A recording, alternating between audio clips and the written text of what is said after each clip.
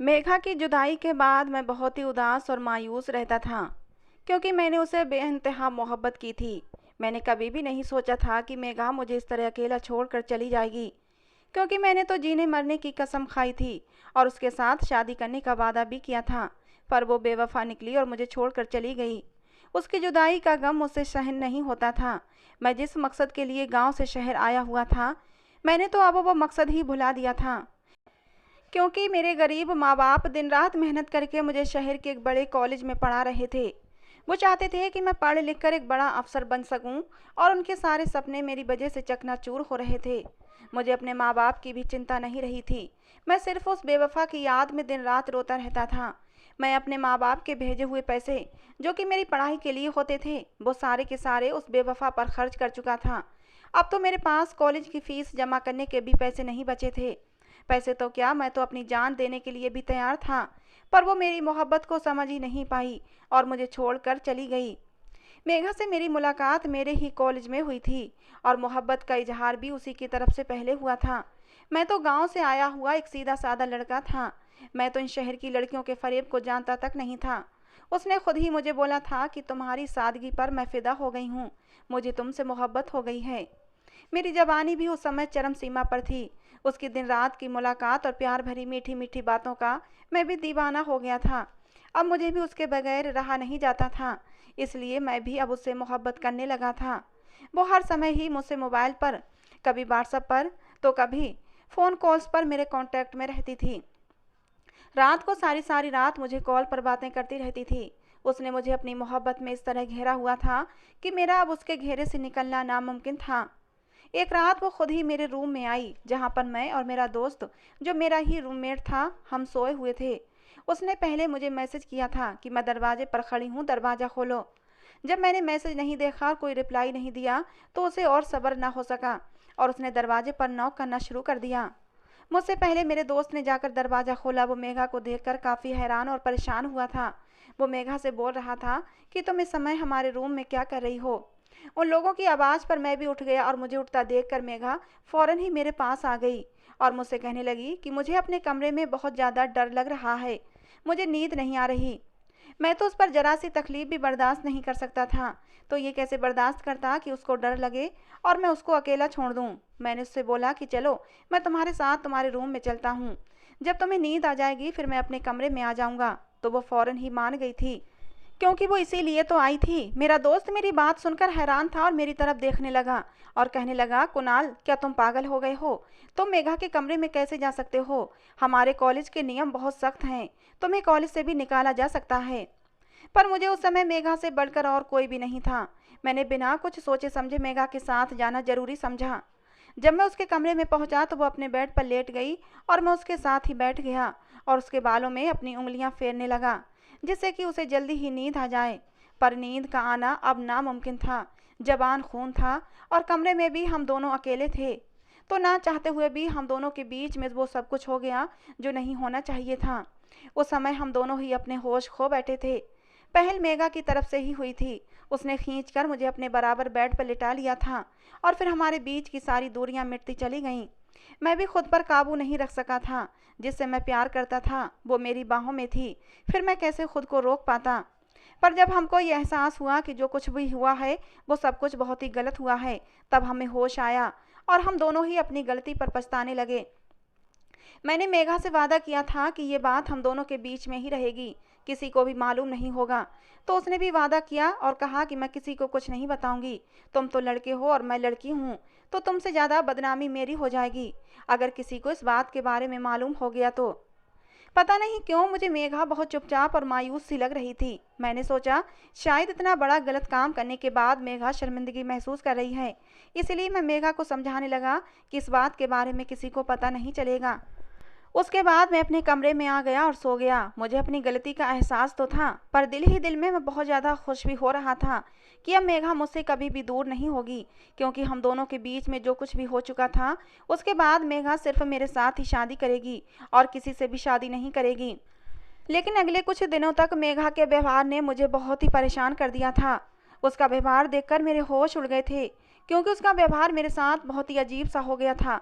वो मुझसे बहुत ही उखड़े उखड़े शब्दों में बात करती। मैं उसके पास जाकर बैठता तो वो मुझसे दूर होकर बैठ जाती। मुझे बिल्कुल भी समझ नहीं आ रहा था कि आखिर वो ऐसा क्यों कर रही है, क्योंकि गलती सिर्फ मेरी नहीं, हम दोनों की साथ साथ ही थी। मेघा ने खुद ही मुझे अपने कमरे में बुलाया था और हम दोनों के बीच में जो कुछ भी हुआ था, वो समय शुरुआत भी मेघा ने ही की थी। मैं ये समझ रहा था कि वो ये सोच रही होगी कि मैं अब उससे शादी नहीं करूँगा, तो मैंने उसको बोल दिया कि तुम्हारी सोच बहुत ही गलत है। मैं कल भी तुमसे मोहब्बत करता था और तुमसे शादी करना चाहता था, और अब तो मुझे तुमसे और भी ज़्यादा मोहब्बत हो गई है, और अगर तुम चाहो तो हम आज ही कोर्ट मैरिज कर लेते हैं। मैं तुमसे शादी करने के लिए अब भी तैयार हूँ। तो मेघा ने मुझसे कहा कि मैं तुमसे शादी नहीं करना चाहती। ये बात सुनते ही मैं हैरान हो गया कि वो ऐसा क्यों बोल रही है, जबकि अब तो हमारे बीच की सारी दूरियां मिट चुकी थीं। मैंने जब उससे वजह पूछी तो उसने मुझसे कहा कि मैं तुमसे खुश नहीं हूँ, जाकर अपना अच्छे से इलाज करवाओ, तुम बहुत ही कमज़ोर मर्द हो, तुम्हारी मर्दानगी में वो दम नहीं कि कोई भी लड़की तुमसे शादी करे। मेघा की ये बात सुनते ही मेरे सर पर आसमान टूट पड़ा कि वो ये सब कुछ कैसे बोल सकती थी। फिर उसने मुझसे कहा कि मैं कोई मजाक नहीं कर रही, मैं अपनी ज़िंदगी बर्बाद नहीं करना चाहती। तुम्हें किसी अच्छे डॉक्टर के इलाज की सख्त ज़रूरत है, तुम अपना इलाज कराओ और मुझे भी भूल जाओ। मेघा की बातें मेरे दिलो दिमाग पर काफ़ी गहरा असर कर चुकी थीं, और मैं ये सोचकर काफ़ी परेशान था कि मेघा की बातें सच हैं या वो मुझसे शादी न करने का बहाना कर रही है। इस परेशानी को दूर करने के लिए मैं अस्पताल चला गया और एक अच्छे डॉक्टर से अपना टेस्ट कराया। और जब डॉक्टर ने मेरी रिपोर्ट्स देखी तो कहा कि तुम कभी भी बाप नहीं बन सकते। ये खबर सुनते ही मेरे सर पर आसमान टूट पड़ा था।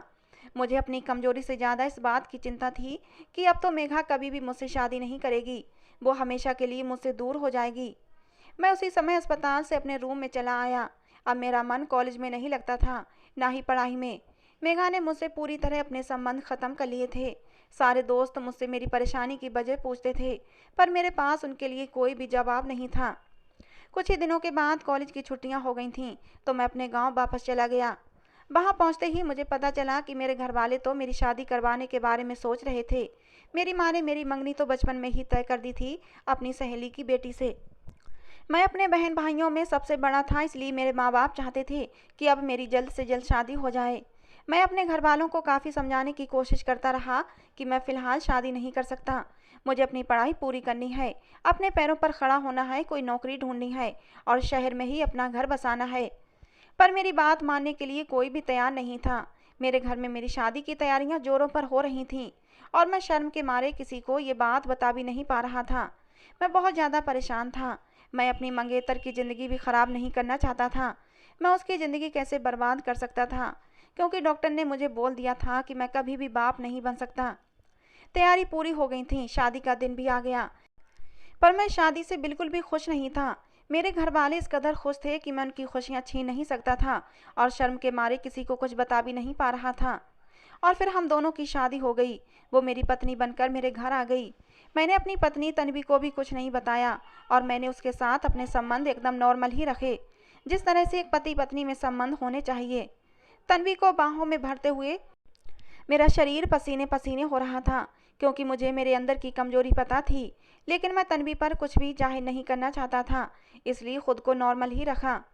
मेरी शादी की अगली सुबह को मैं यही सोच रहा था कि मेरी पत्नी दिल ही दिल में मेरे बारे में वही सोच रही होगी जो मेघा ने मुझे कहा था कि वो मुझसे खुश नहीं है, तो जाहिर सी बात है मेरी पत्नी भी मुझसे खुश नहीं हुई होगी।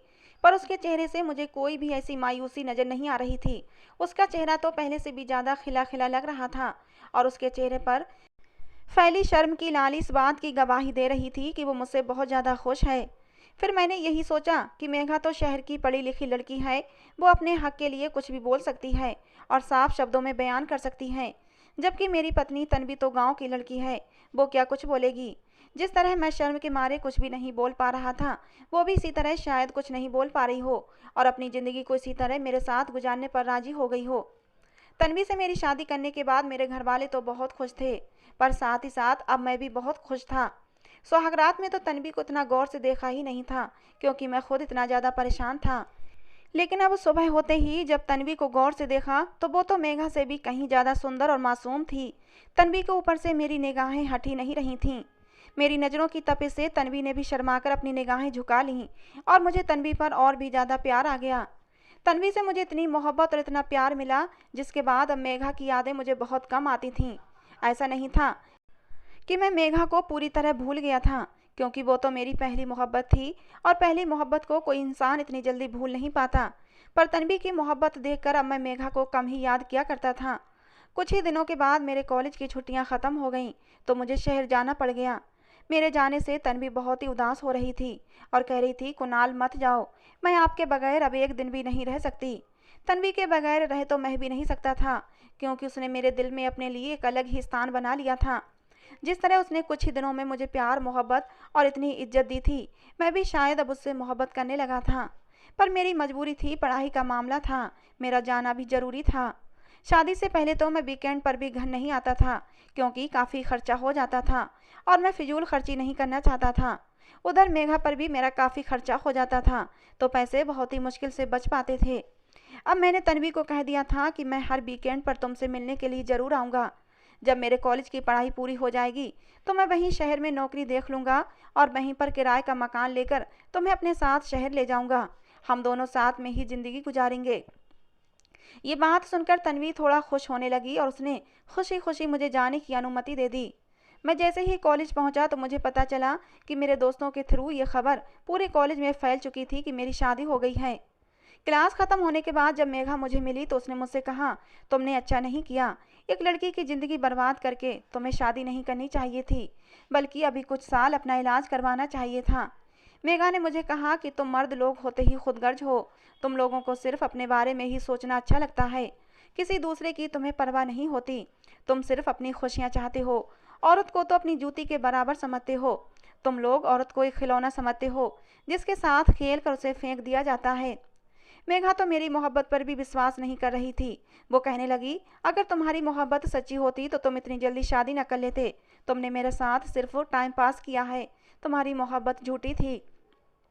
मैंने उसको कोई भी जवाब नहीं दिया और उस समय वहाँ से चला गया। मैं उसको अगर ये बात भी बता देता कि शादी मैंने अपनी मर्जी से नहीं बल्कि घर वालों की मर्जी से की है, तो उसको इस बात पर बिल्कुल भी विश्वास नहीं आता। और रही बात तन्वी की ज़िंदगी बर्बाद करने की, तो मैं अपनी शर्म के मारे किसी को कुछ बता नहीं पाया था। पर तन्वी तो मुझसे बहुत खुश थी, इसीलिए मैंने यही सोचा कि जब तन्वी को अपने साथ शहर ले आऊँगा तो उसको सारी हकीकत बता दूंगा और फिर हम दोनों किसी अनाथ आश्रम से कोई बच्चा अडॉप्ट कर लेंगे। मुझे विश्वास था कि तन्वी बहुत ही अच्छी लड़की है, वो मेरी मजबूरी को ज़रूर समझेगी और इस तरह मेघा की तरह मुझे छोड़कर हरगिज भी नहीं जाएगी। दिन को क्लास और कॉलेज में मसरूफ़ होने की वजह से मैं तन्वी से बात नहीं कर पाता था, पर रात को हर रोज़ ही मैं 2 घंटे तक लगातार तन्वी से कॉल पर बात किया करता था। हम दोनों की प्यार भरी बातों में किसी तरह ये 2 घंटे गुजर जाते थे, कुछ मालूम ही नहीं होता था और दिल करता था कि सारी रात ही हम बातें करते रहें। पर मजबूरी होती थी, सुबह उठकर 8 बजे मेरा कॉलेज शुरू हो जाता था और तन्वी मुझे अक्सर कहती कि कुणाल जल्दी सो जाया करो, वरना सुबह आपकी आँख नहीं खुलेगी। उसको मेरी बहुत ज़्यादा चिंता रहती थी, इसीलिए उसके लिए मेरे दिल में मोहब्बत दिन ब दिन बढ़ती जा रही थी और अब मैं धीरे धीरे मेघा को भूलने लगा था। हमारी शादी को अभी 1 ही हफ्ता गुजरा था जब मेरे घर से अचानक मुझे कॉल आई कि तन्वी की तबीयत अचानक बहुत ज़्यादा ख़राब हो गई है, उसे चक्कर आ रहे हैं और उल्टियाँ होने लगी हैं। मैं उसकी ख़राब तबीयत के बारे में सुनकर काफ़ी परेशान हुआ था। मेरे घर वालों ने बताया कि यहाँ पर एक सरकारी अस्पताल है, हम उसका चेकअप करवा चुके हैं, लेकिन तन्वी की हालत में कोई भी सुधार नहीं है। तुम ऐसा करो कि तन्वी को अपने साथ शहर ले जाओ और किसी अच्छे अस्पताल में उसका चेकअप करवाओ। मैं कॉलेज से कुछ दिनों की छुट्टियां लेकर फ़ौरन गांव के लिए रवाना हो गया। मैंने वहां पहुंचा और जब तन्वी से मुलाकात की तो वो सच में मुझे बहुत ही कमज़ोर नज़र आ रही थी। उसका चेहरा पीला पड़ने लगा था, वो कुछ खा पी भी नहीं रही थी। उसने मुझे बताया कि जब भी कुछ खाती हूँ उसी समय चक्कर आने लगते हैं और उल्टी हो जाती है। अपनी नई नवेली पत्नी को इस हाल में देखकर, बिस्तर पर पड़ा देखकर मेरा दिल बहुत ज़्यादा घबरा रहा था। मैं बहुत ज़्यादा उदास भी था। मैंने अपने पापा से कुछ पैसे लिए और तन्वी को लेकर शहर आ गया, क्योंकि मैं शहर में हॉस्टल में रहता था और तन्वी को वहाँ ले जाना नहीं चाहता था। इसीलिए होटल में ही 2 दिन के लिए एक रूम बुक करवा लिया। पहली रात उसे रूम में गुजारने के बाद मैं सुबह को नाश्ता करने के बाद तन्वी को अस्पताल ले गया, जहाँ पर डॉक्टर ने उसका चेकअप किया। कुछ ज़रूरी टेस्ट करवाने के बाद जब रिपोर्ट आई तो डॉक्टर ने मुझे बधाई देते हुए कहा कि मुबारक हो, आप बाप बनने वाले हैं। ये खबर सुनते ही मेरे सर पर आसमान टूट पड़ा और मैं काफ़ी हैरान हुआ, क्योंकि मुझे मालूम था कि मैं कभी भी बाप नहीं बन सकता। मुझ में जो कमी थी वो मैं तन्वी को बता भी नहीं सकता था। पर मुझे अब तन्वी के किरदार पर शक होने लगा था। उसको कुछ भी साफ शब्दों में नहीं बता सकता था। इसलिए मैंने डॉक्टर से उस समय दवाइयों का लिखा हुआ पर्चा लिया और तन्वी को अपने होटल वाले रूम में ले आया। तन्वी इस बात से काफ़ी खुश थी और बार बार मुझसे बोल रही थी कि कॉल करके घर वालों को ये खुशखबरी सुना दो। पर उस समय मैं बहुत ज़्यादा परेशान था। मुझे तो तन्वी से बात करना भी अच्छा नहीं लग रहा था। वो मुझे बार बार ये बात बोल रही थी कि इस बच्चे से मैं बहुत खुश हूँ। क्या आपको अपने बच्चे के होने की कोई खुशी महसूस नहीं हो रही? मैं मजबूर था। मैंने उसको बहाना बना दिया कि मैं इस बच्चे को लेकर अभी खुश नहीं हूँ, क्योंकि अभी मैं पढ़ाई कर रहा हूँ और अभी मैं बच्चा बिल्कुल भी नहीं चाहता था। मेरी इस बात पर तन्वी ने कहा कि अगर ऐसा ही था तो तुम्हें पहले ही सावधानी रखनी चाहिए थी, लेकिन अब जो भगवान की मर्जी उसे हम बदल नहीं सकते। और फिर तन्वी मुझे समझाने लगी कि कोई बात नहीं, पढ़ाई भी करते रहना और हमारा बच्चा भी इस दुनिया में आ जाएगा। अब मैं तन्वी को क्या बताता कि मैंने सावधानी इसीलिए नहीं रखी थी क्योंकि मुझे पता था कि मैं कभी भी बाप नहीं बन सकता।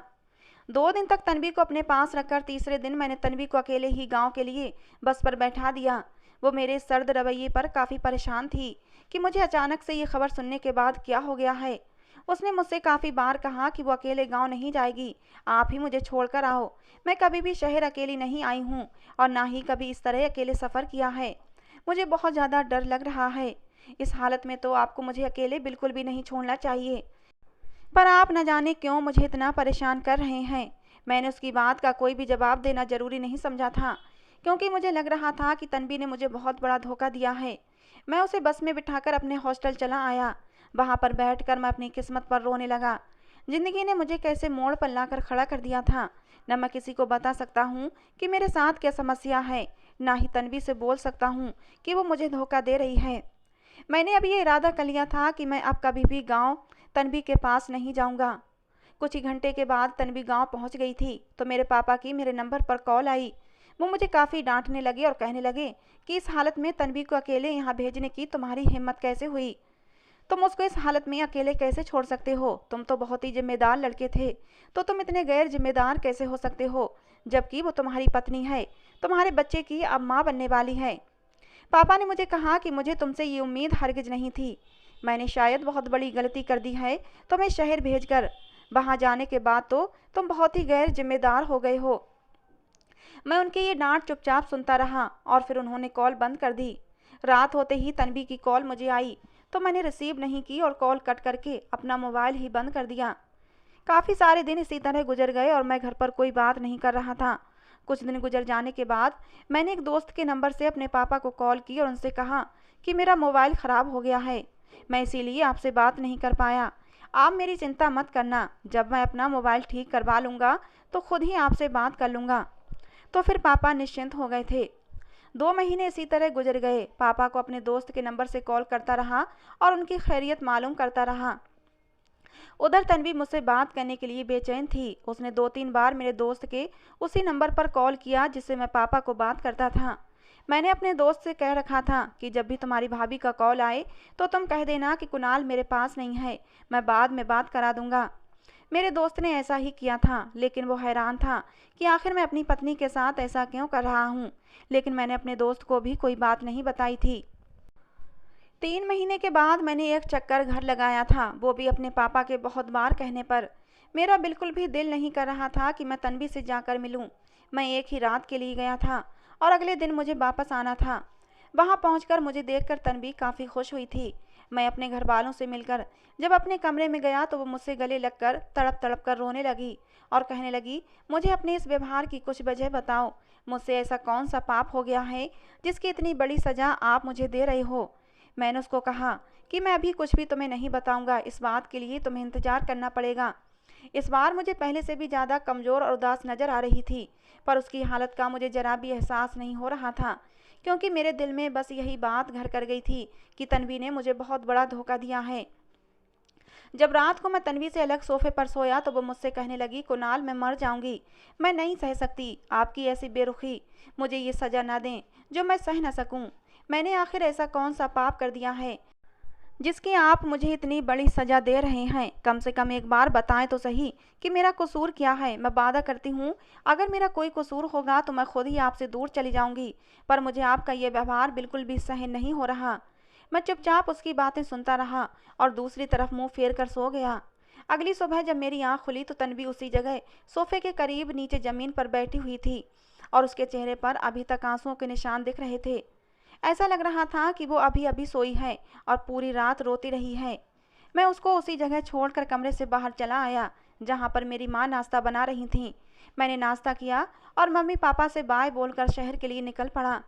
शहर पहुँचते ही मैंने पापा को कॉल की और अपने पहुँच जाने की खबर सुनाई कि मैं पहुँच गया हूँ, आप चिंता मत करना। क्योंकि पापा को अक्सर उस समय चिंता रहती थी जब मैं सफ़र करता था। मैं अभी कॉल पर पापा से बात कर ही रहा था कि तभी तन्वी ने पापा से फ़ोन ले लिया और मुझसे कहने लगी कि आप मुझे बताए बगैर ही क्यों चले गए। उसकी आवाज़ भर्राई हुई थी। ऐसा लग रहा था जैसे वो अपने आंसुओं को रोकने की कोशिश कर रही है। मैंने तन्वी से कोई भी बात नहीं करना चाहता था। मैंने उसकी बात का कोई भी जवाब नहीं दिया और कॉल कट कर दी। 2 महीने के बाद मेरा कॉलेज की पढ़ाई पूरी हो गई थी और मैं नौकरी की तलाश शुरू करने लगा। कुछ कोशिशें करने के बाद मुझे एक बहुत ही अच्छी नौकरी मिल गई, जिसके बारे में मैंने पापा को बताया तो वो लोग बहुत ही खुश हुए थे। अब मैं अपनी ड्यूटी में खुद को बहुत ज़्यादा बिजी रखता था और अब घर पर बात मेरी बहुत ही कम हो पाती थी। इसी तरह समय गुजरता रहा। मैं अपनी सैलरी से आधी सैलरी अपने घर भेज देता था। कुछ ही महीनों के बाद मेरे नंबर पर पापा की कॉल आई। उस समय रात के 2 बज रहे थे। मैं काफ़ी परेशान हो गया था कि इस समय आखिर क्या बात हो सकती है। पापा ने इतनी रात गए मुझे कॉल क्यों की है। जैसे ही मैंने कॉल रिसीव की तो पापा ने मुझे इसी शहर के एक अस्पताल का नाम बताया कि हम तुम्हारी पत्नी को लेकर हॉस्पिटल आए हुए हैं। मैं समझ गया था कि शायद तन्वी की डिलीवरी का समय हो गया है, इसलिए मेरा दिल बिल्कुल भी नहीं कर रहा था कि मैं तन्वी के पास जाऊं। पर पापा के बुलाने पर मुझे जाना जरूरी था। जल्दी जल्दी मैं उठा और अस्पताल चला गया। वहां पहुंचकर जब मेरी नज़र तन्वी पर पड़ी तो उसकी आंखों में आंसू थे। वो मेरी तरफ शिकायती नज़रों से देख रही थी। वो बहुत ज़्यादा दर्द में थी। उसकी तकलीफ देखकर मेरा दिल भी परेशान हो गया था। कुछ देर के बाद डॉक्टर उसे लेबर रूम में ले गई। लगभग 1 घंटा गुजर जाने के बाद डॉक्टर ने पापा से आकर पूछा कि लड़की का पति कौन है। पापा ने जब डॉक्टर को मेरे बारे में बताया तो उसने मुझे बधाई देते हुए एक छोटा सा बच्चा मेरे हाथ में पकड़ा दिया। मैंने जब बच्चे की तरफ देखा तो बहुत ही मासूम और प्यारा सा था। उसकी आंखें खुली हुई थीं। वो मेरी ही तरफ देख रहा था। मुझे ऐसा लग रहा था जैसे वो मुझसे सवाल कर रहा हो कि पापा आप मुझसे नाराज़ क्यों हैं, आप मुझसे बात क्यों नहीं करते, आपको मेरे आने की खुशी महसूस क्यों नहीं हो रही, आपने मेरी वजह से मेरी माँ को भी सजा दी है।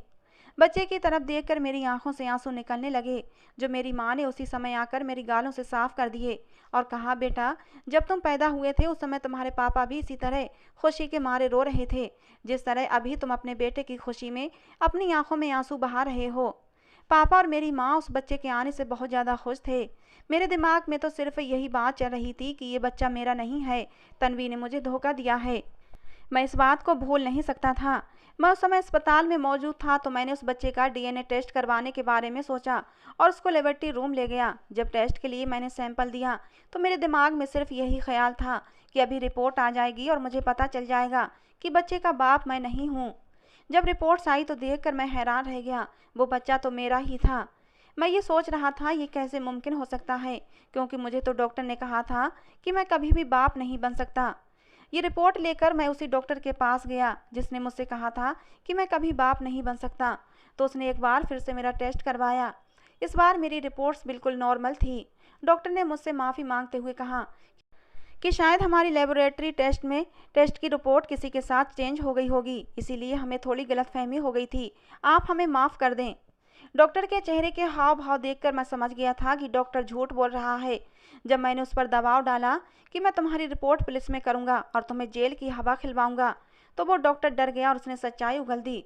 उसने कहा, जब हमने तुम्हारे टेस्ट का सैंपल लिया था उस समय एक लड़की का कॉल आया था और उसी ने ये गलत रिपोर्ट बनाने के लिए कहा था। इसके बदले उसने मुझे ढेर सारे पैसे देने के लिए कहा था।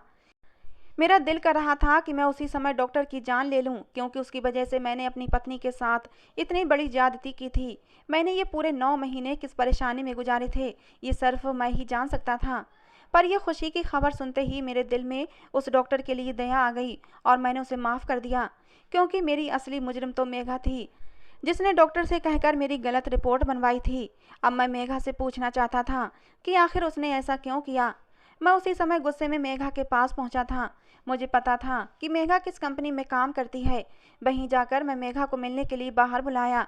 जब वो बाहर आई तो मुझे देखकर गुस्से से फिर से अंदर जाने लगी, लेकिन मैंने उसका हाथ पकड़ लिया। मैंने कहा कि तुमने मेरे साथ ऐसा क्यों किया? तुमने मेरी गलत रिपोर्ट क्यों बनवाई थी कि मैं कभी बाप नहीं बन सकता? और तब मेघा ने मुझे बताया कि उस रात मैं तुमसे सेटिस्फाई नहीं हो पाई थी। मैं तुम्हारे साथ अब और आगे तक नहीं चल सकती थी, तुम्हारे साथ पूरी ज़िंदगी नहीं गुजार सकती थी, क्योंकि तुम मेरी उम्मीदों पर खरे नहीं उतरे थे। मैं शहर की पढ़ी लिखी लड़की थी और मैं अपने पति में कोई भी कमी बर्दाश्त नहीं कर सकती थी। मुझे भरपूर मर्द की ज़रूरत थी जो मुझे खुश कर सकता, और वो लड़का मुझे मिल भी गया था। मेरे ही मोहल्ले में रहता था और मैं उससे प्यार करने लगी थी। रोहित बहुत ही पैसे वाला भी है, वो मुझे दुनिया की हर खुशी दे सकता है। इसीलिए मैंने तुमसे पीछा छुड़ा लिया था। डॉक्टर से कहकर तुम्हारे अंदर एक बहुत बड़ी कमी निकलवा दी थी, जिससे कि तुम दोबारा मेरे पीछे ना आओ। मैं सारा खेल समझ चुका था। ये सारा खेल पैसे का था, ना कि मर्दानगी का था। मेघा को पैसे वाला लड़का मिल गया था, इसलिए उसने मुझे बहाने से छोड़ दिया था। मैं उसी समय तन्वी के पास गया, जो कि उस समय बहुत ही कमज़ोर सी अस्पताल के रूम में बेड पर पड़ी हुई थी। मैंने अपने चेहरे पर मुस्कुराहट सजाई और तन्वी को अपना बच्चा दिखाया और उसको बधाई भी दी। मेघा के झूठ फरेब और अपनी कमअक्ली के चलते मैं तन्वी के सच्चे प्यार को समझ ही नहीं पाया था। वो मुझे देखकर काफ़ी खुश हो रही थी, क्योंकि ये पूरे 9 महीने मेरे व्यवहार से वो काफ़ी परेशान रही थी। मैं समझ सकता था कि ये 9 महीने कितनी तकलीफ में उसने गुजारे होंगे। इस समय तो पत्नी को सबसे ज़्यादा ज़रूरत अपने पति के सहयोग की होती है, उसके साथ और प्यार की होती है। मैंने अपने व्यवहार की तन्वी से माफ़ी मांग ली थी और उसे अस्पताल से अपने घर ले आया, जो मैंने किराए पर लिया हुआ था, जहाँ पर मैं, तन्वी और मेरा बच्चा बहुत ही खुशी खुशी ज़िंदगी गुजार रहे हैं। तन्वी जब कभी भी मुझे मेरे गलत व्यवहार का कारण जानना चाहती है, तो मैं उससे कहता हूँ कि उस समय को भूल जाओ, शायद वो तुम्हारी आजमाइश का समय था जो गुजर चुका है। मैं तन्वी को इतना प्यार देता हूँ, उसका इतना ध्यान रखता हूँ कि कभी कभी तो तन्वी खुद ही कहती है कि मुझे इतना प्यार मत करो, मुझे इस प्यार से डर लगता है कि कहीं तुम मुझसे दूर ना हो जाओ। और मैं तन्वी को बाहों में भरकर उसे विश्वास दिलाता हूँ कि अब मैं तुम्हें छोड़कर कहीं नहीं जाऊँगा। तो दोस्तों, ये थी आज की हमारी कहानी। आपको कैसी लगी कमेंट बॉक्स में ज़रूर बताना। कहानी पसंद आई हो तो प्लीज़ एक लाइक ज़रूर करना। रोज़ एक नई कहानी सुनने के लिए हमारे चैनल को भी सब्सक्राइब करना। कहानी को अंत तक सुनने के लिए आप लोगों का बहुत बहुत धन्यवाद दोस्तों।